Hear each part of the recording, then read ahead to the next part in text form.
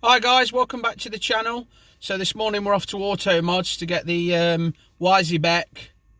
Wisbech induction kit fitted. We've currently got the Group A foam filter fitted, but we're going to go for the full crossover with a cone filter. So we're going to see how it goes. Stay tuned.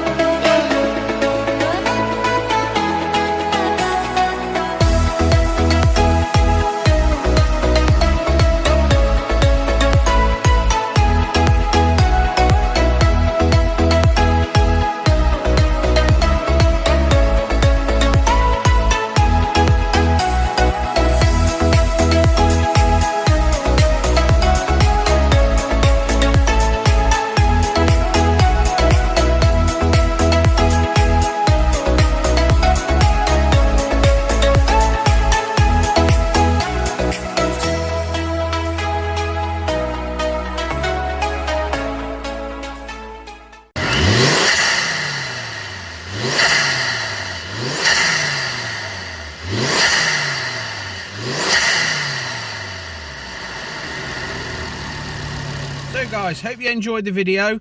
Don't forget to like Automodz on Facebook, like and subscribe, and hit that share button, and I'll see you on the next one.